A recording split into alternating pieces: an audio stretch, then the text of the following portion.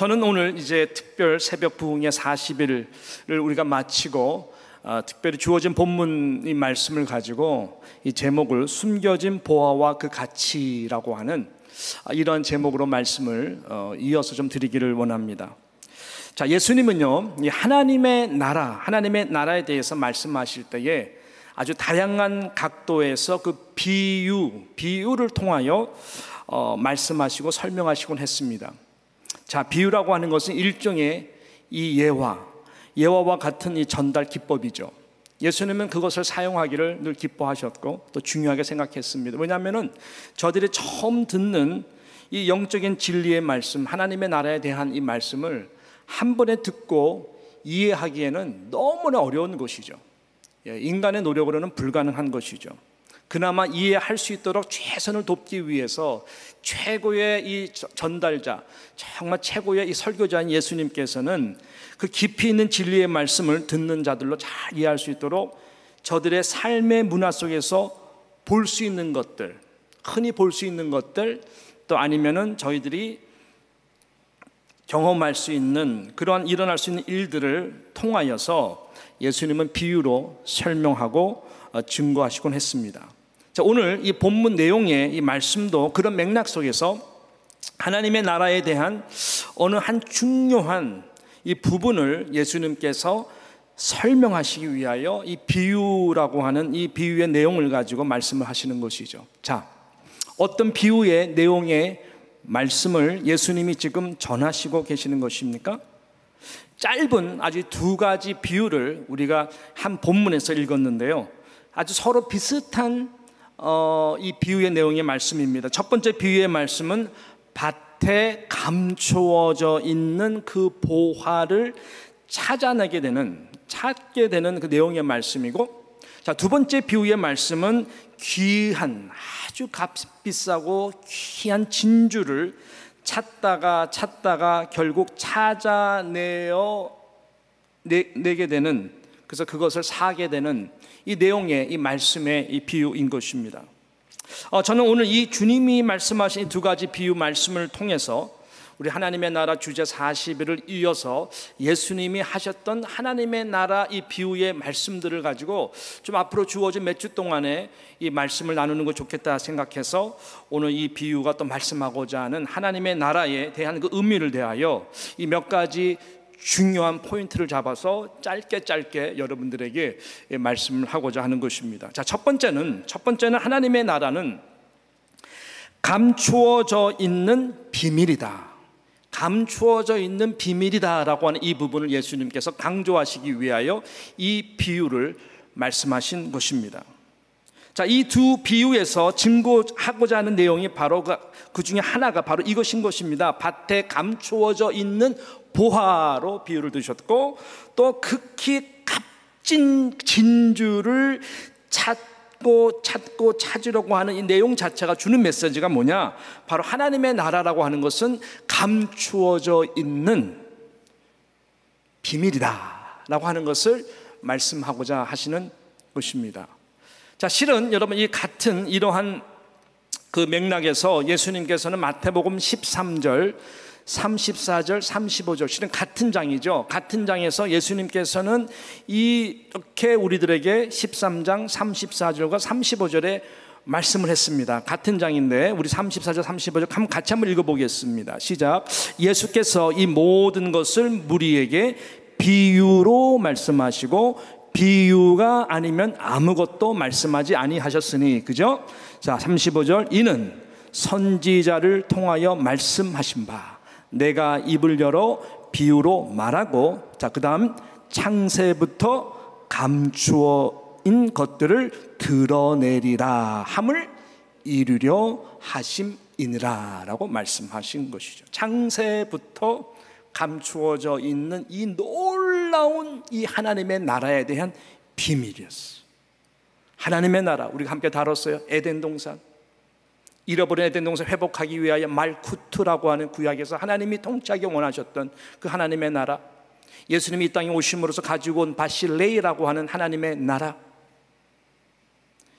이 모든 진리의 실체는 반드시 발견되어야 되는 감추어져 있는 영적 비밀이었다라고 말씀하시는 것입니다.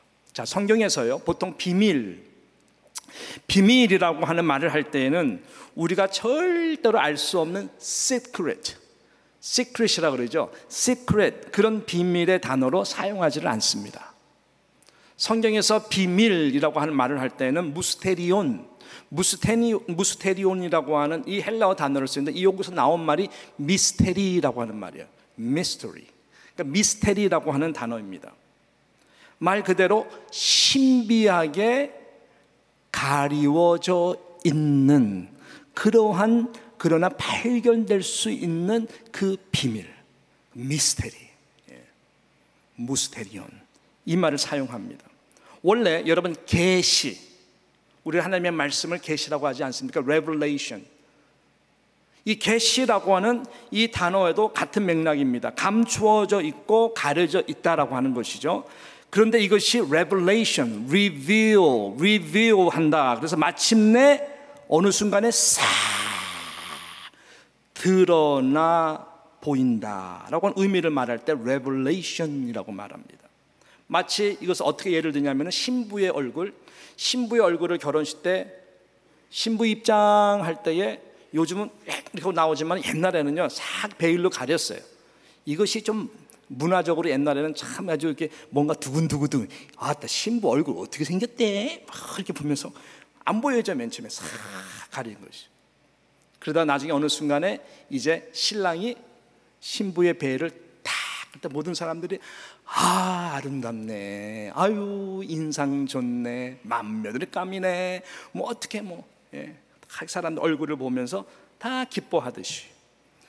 그래서 그 가려졌던 그 베일이 올려지는 순간을 레벨레이션이라고 이야기를 하거든요. 그러나 이제는 볼 수 있게 되는, 알게 되는 그런 의미이죠.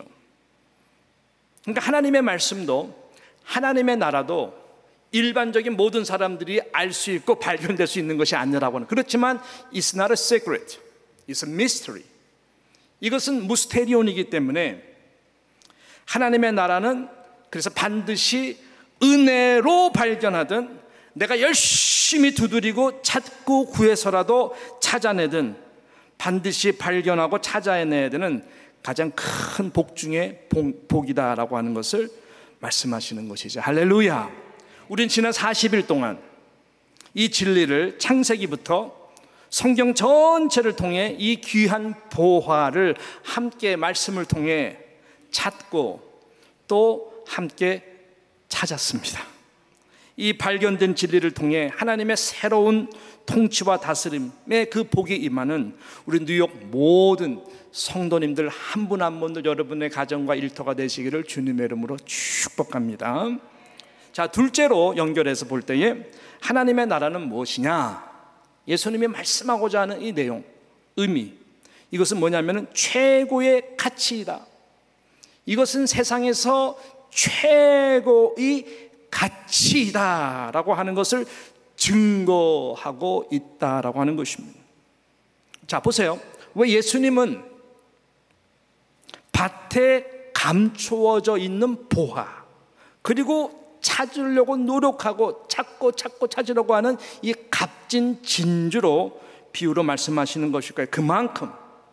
이것은 그만큼 하나님의 나라는 최고의 가치이다. 발견될 수 있는 것 중에서 가장 최고의 가치이다 라고 증거하는 말씀인 것입니다. 또 반대로 말씀한다면 이 세상에 여러분 가치 없는 것을, 전혀 가치 없는 것을 사람 몰래 아무도 모르게 숨겨놓는 바보가 어디 있냐고요. 그런 사람이 있습니까? 예? 내가 내일 먹을 바나나를 숨겨놓고, 옛날에는 진짜 바나나 귀했어요. 예, 저 어렸을 때 바나나 귀했어요. 요즘은 그런 사람은 없잖아요.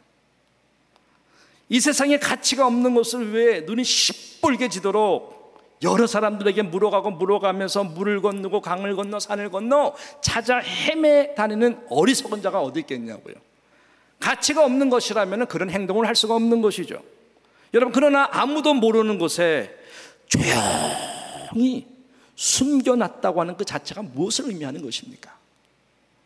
그 숨기는 사람에게 있어서는 가장 소중하기 때문에, 그 누구한테도 빼앗겨서는 안 되는 나의 소유 중에 가장 가치 있고 귀한 것이기 때문에 그렇게 하는 것이죠.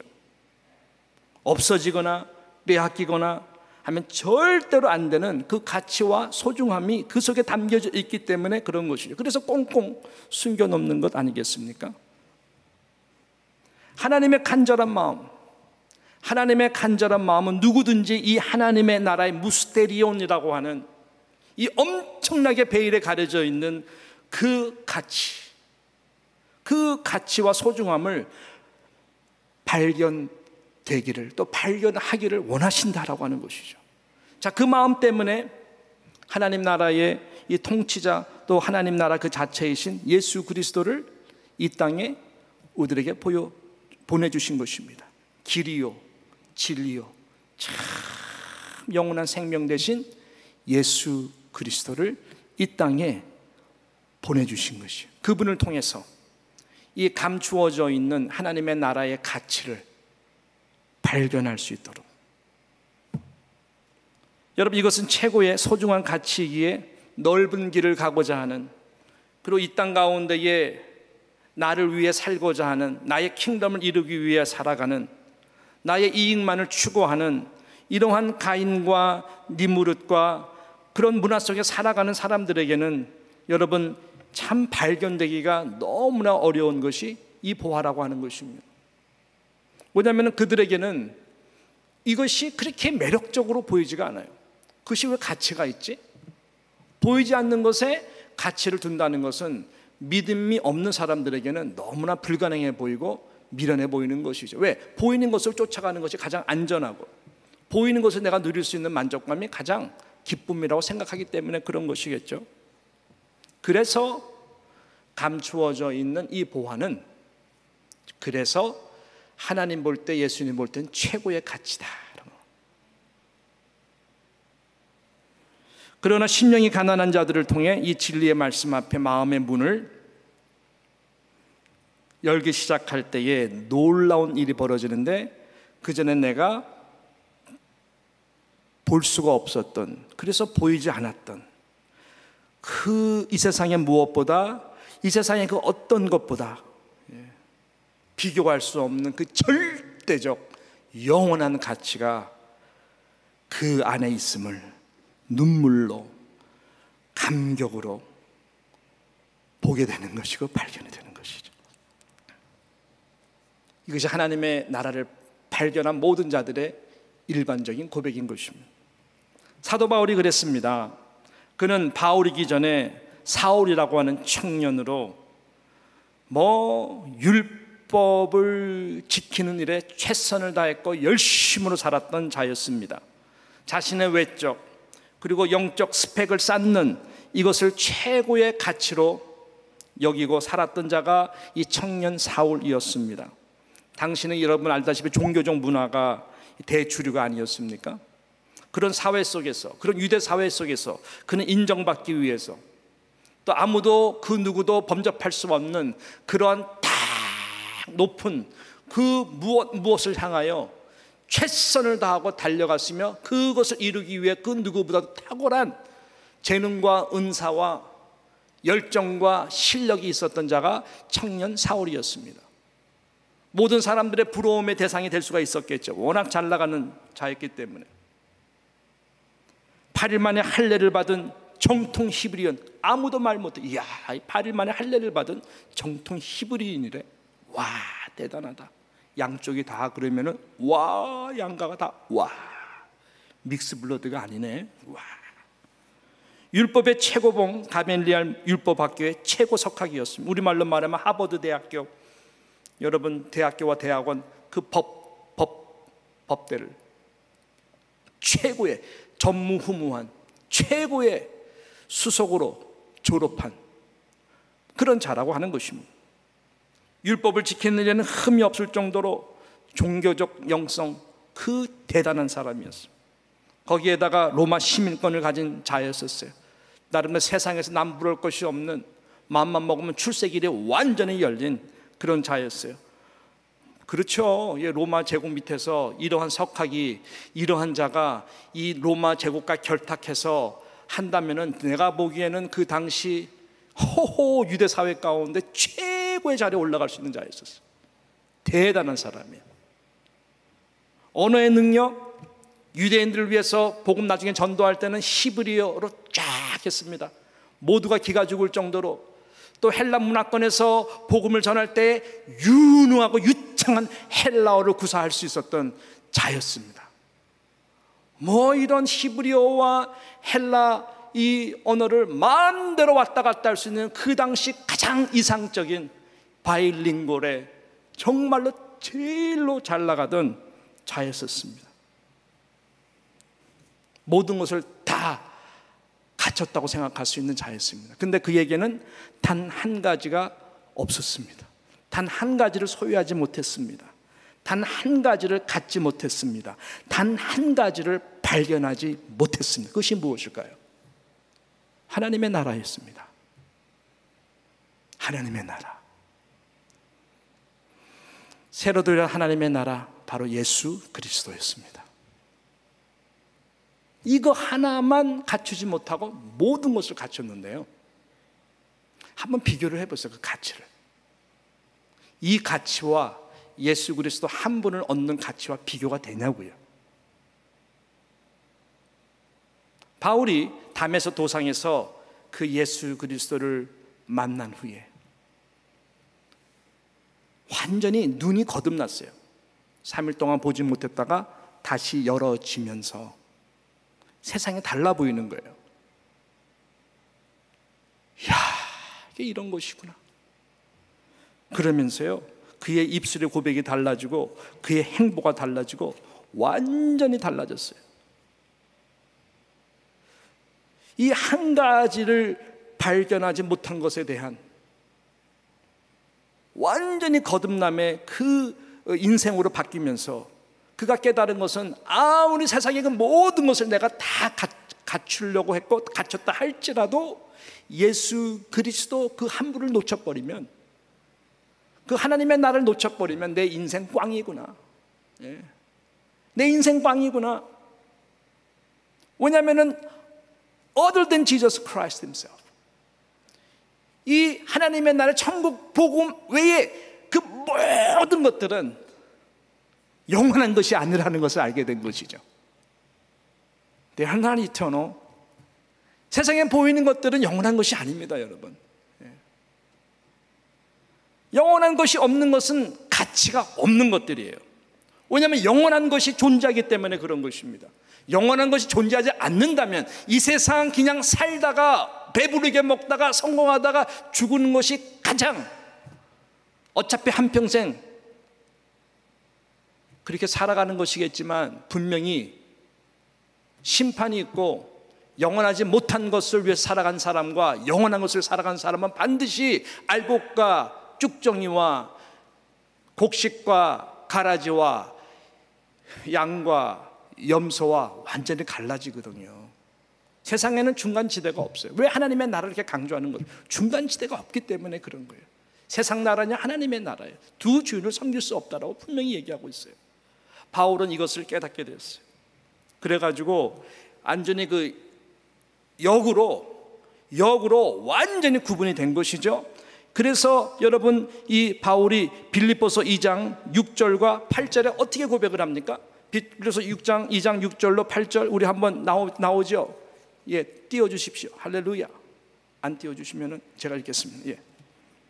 예, 그래요. 빌립보서 3장 7절 8절 9절 3장 시작. 그러나 무엇이든지 내게 유익하던 것을 내가 그리스도를 위하여 다 해로 여길 뿐더러 또한 모든 것을 해로 여김은 내 주 그리스도 예수를 아는 지식이 가장 고상하기 때문이라.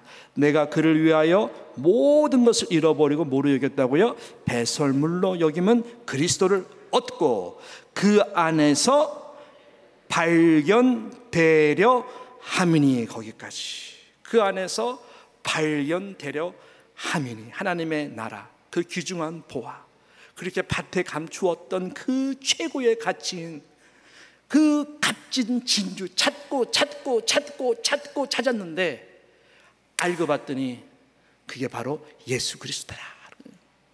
와, 이분을 얻게 되니까요, 그 전에 모든 외적 충족을 위한 모든 것들은 다 배설물. 그러니까 역으로 표현한 것이죠. 그 모든 스펙들, 그게 필요 없다가 아니지만 그것만을 위해서 하는 것은 배설물이다. 더 이상 가치가 없는, 추악하고 냄새가 나고 역겹게 느껴지는 오물과 같은, 똥과 같은 가치였구나. 여러분, 이 배설물, 똥을 싸고 나서 그 똥 아쉬워해요? 내 몸에서 나간 거? 아쉬운 사람 한 명도 없어요. 빨리 플러시 해버립니다. 그냥 가치가 없잖아요. 가치가 없는 것이, 가장 가치가 없는 것이 배설물이에요.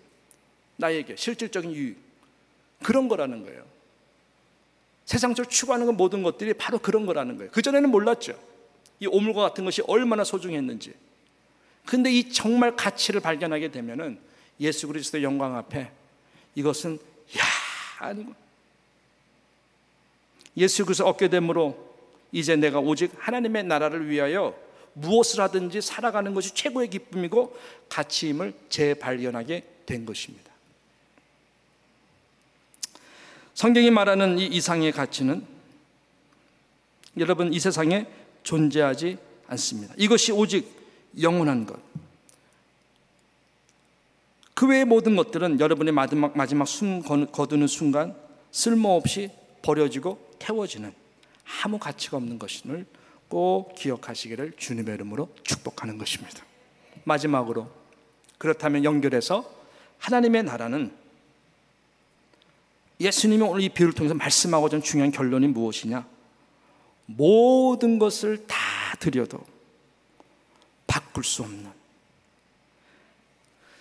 영원한 기쁨이 있는 참 보하고 이 진주다라고 하는 것입니다. 오늘 본문에 등장하는 두 사람의 공통점이 있습니다. 이 가치를 발견한 후에 저희들의 아주 자연스러운 그 헌신적 행동입니다. 아주 자연스러운 이 반응, 이 헌신적 행동을 예수님은 말씀하고 있는 것입니다. 첫 번째 사람은 그 보화를 발견한 후에 그 밭을, 자신이 갖고 있는 전 재산을 팔아서라도 그 밭을 사게 됩니다. 왜요? 당연히 계산이 나오는 거거든요. 당연히 계산이 나오는 것입니다. 그 발견된 가치가 자신이 지금 가지고 있고 소유하고 있는 전 재산보다 훨씬 더 가치가 있다는 그 판단이 섰기 때문에 너무나 아주 쉬운, 너무나 자연스러운, 너무나 당연한, 그러나 남들은 알지 못하는 그 일을 위해서 헌신을 합니다. 둘째 사람도 같은 동기였습니다.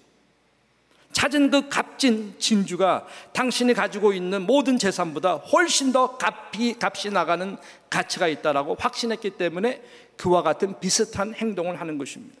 여러분, 이 확신을 가진 자들은요, 이 가치를 위해서 마땅한 이런 헌신적 행동을 한다고 하는 것입니다. 예수님은 이런 비슷한 맥락에서요, 마태복음 19장 27절 29절에서 이렇게 하나님의 나라를 위해서 헌신한 제자들을 향해서 말씀하고 있습니다. 자, 보세요. 우리 27절 시작. 이에 베드로가 대답하여 이르되 보소서, 우리가 모든 것을 버리고 주를 따라싸온대 그런즉 우리가 무엇을 얻으리이까? 건강한 질문은 아니지만은 예수님께서 그래도 그 질문에 대해서 이렇게 28절 29절에 대답합니다. 시작. 예수께서 이르시되 내가 진실로 너에게 이르노니 세상이 새롭게 되어 인자가 자기 영광의 보좌에 앉을 때에 나를 따르는 너희도 12 보좌에 앉아 이스라엘 12지파를 심판하리라. 29절 또 내 이름을 위하여 집이나 형제나 자매나 부모나 자식이나 전토를 벌인 자마다 어떻게 해요? 여러 배를 받고 또 영생을 상속하리라 라고 말씀하고 있습니다. 무엇을 얻게 됩니까? 이 세상이 새롭게 된다. 새하늘과 새 땅이 펼쳐지게 될 것이다 라는 걸 말씀하는 거예요. 그때는 너와 나와 함께 왕노릇을 하게 될 것이다. 그 영광을 말씀드리면서요, 그래서 내 이름을 위하여 집이나 형제나 자매나 부모나 자식의 전토를 벌인 것에 대해서 이 땅에서 어려워질 수도 있겠지만은 하나님께서는 신실하게 여러 배로 받고 영생을, 너 영원한 이터널 라이프를 상속하게 될 것이다. 여러분, 이거 이상 최고의 가치가 있습니까? 우리 인생의 죽음으로 끝나는 건가요? 우리가 죽는다는 것은 히브리서 9장 27절 말씀같이 기정된 사실이라고 말씀, 그 후에는 심판이 있겠다고 말씀했습니다. 우리의 인생이 죽음으로서 그냥 끝나는 인생이라면은 허무한 그 자체로 우리는 최선을 다해서 나를 위해 살아가면 되는 것이겠죠. 왜냐하면 죽음으로서 끝나는 것이니까. 죽음으로 절대 끝나는 것이 아니니까. 이것이 중요한 것이죠. 죽음은 시작입니다. 영원한 삶의 시작입니다.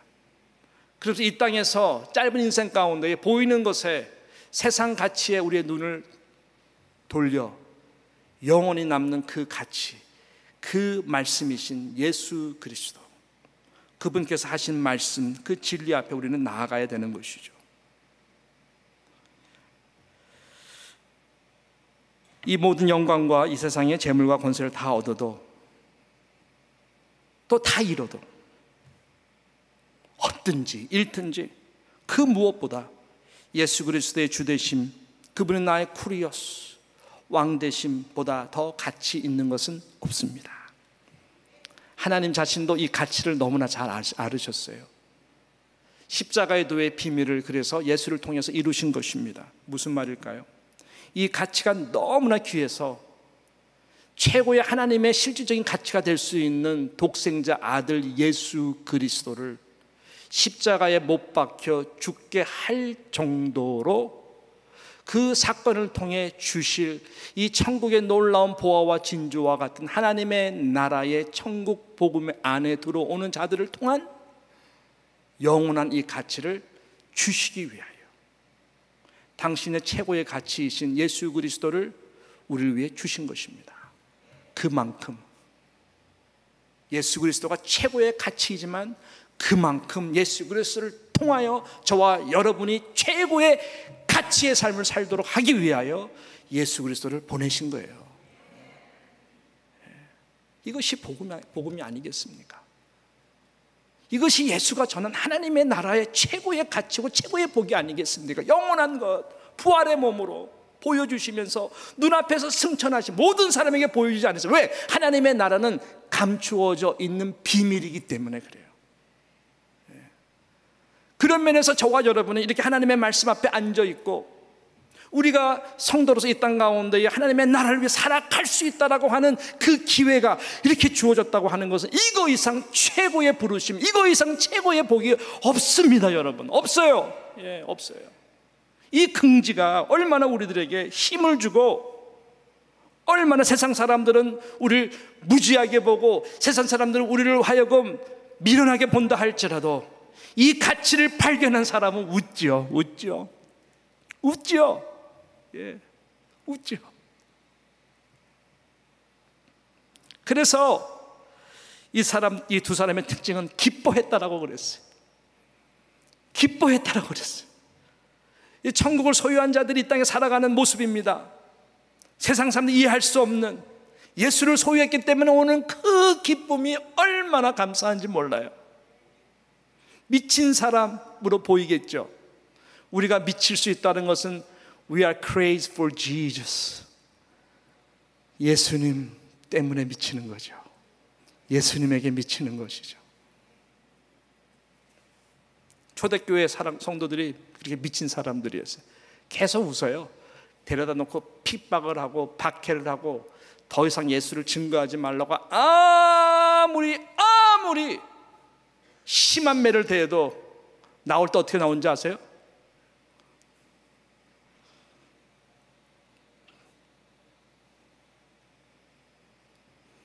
이렇게 심각하게 우세요. 얼굴이 웃으십시다. 바보와 같이 웃으십시다. 웃었어요. 그들은 기뻐했어요. 찬송 불렀어요. 사도행전의 기록이 다 그래요. 예수의 이름으로 핍박받는 게 이렇게 즐겁고 기쁜지 정말로 그 기쁨으로 찬송을 했다 그래요. 어디서부터 나오는 걸까요? 성령입니다. 성령을 받으면 예수 그리스도의 왕되심을 늘 우리에게 증거하거든요. 성령을 받으면 이해할 수 없는, 세상에 줄 수 없는 기쁨과 그 힘과 능력을 가지고 어떤 상황 가운데서도 이 믿음 포기하지 않고 살아간다니까요. 여러분, 척박한 이런 이민 땅 뉴욕 가운데에 살아가면서 우리가 붙들 수 있는 것은 뭐겠어요? 세상 사람들이 이해할 수 없는 예수의 이름을 가진 자로서 하나님의 나라 백성을 다 가슴 피고 여유 있게 웃으면서 살아가는 건 아니겠습니까? 다 잃어도 손해보더라도 망하더라도 이게 망하는 거냐고요? 아니죠. 예. 저는 마지막으로요, 빛과 소금이 되게 하소서라고 하는 어느 무명의 성도님의 글이 전 정말 너무 은혜가 됐어요. 다 은혜가 됐어요. 뭐 이게 쓰신 분들의 이 정말 이 통찰력과 깊이 정말 감동이 됐는데, 저는 이 빛과 소금이 되게 하소서가 오늘 말씀과 연결되면서 너무나 은혜가 됐어요. 짧은 글인데 제가 한번 읽어드릴게요. 어쩔 수 없는 세상 속에서의 삶의 이유로 정말 귀한 특별 새벽기도 현장 예배에 참석을 못하고 온라인으로 예배를 드립니다. 새벽에 일 가려고 모든 준비를 마치고 새벽 5시 50분 이어폰을 귀에 꽂고 예배 드리는 준비를 하고 나의 방을 벗어나 일터로 출발합니다. 뒷면에 계속 정말 예배 시작부터 마음이 기쁨과 상쾌함으로 넘칩니다. 발걸음도 가볍게 찬양을 따라 부르며 목사님 말씀을 들으며 30분을 걷고 버스를 타고 성령 충만, 기쁨 충만, 감사 충만함을 가슴 벅차게 온몸으로 느끼며 기쁨에 들뜬 영과 육의 반응을 소름이 끼치도록 느끼면서 버스 안의 모든 사람들을 위해 기도합니다. 할렐루야. 하나님 아버지, 저들을 불쌍히 여기시오. 하나님의 사랑을 알게 하여 주옵소서. 어느덧 목적지에 도착하면 말씀이 끝나고 만물이 찬양이 넘칩니다. 버스를 내려 일터를 향하여 또 걸어가면서 함께 찬양을 불러옵니다. 감사하는 마음으로 하루의 일을 시작함으로 은혜의 하루가 시작되지요. 우리 교회 누장이 새롭게 거듭나는 귀한 새벽 40일 특세가 되기를 기도하며 끝까지 완주하여 하나님의 최고의 누장 자녀들 되기를 소원해 봅니다. 우리 담임 목사님 영육 강건하시어 특세 마지막 날까지 하나님이 주시는 능력으로 또 성령으로 담대함으로 잘 감당해 줄 줄 굳건한 믿음으로 간절히 바라며 기도합니다.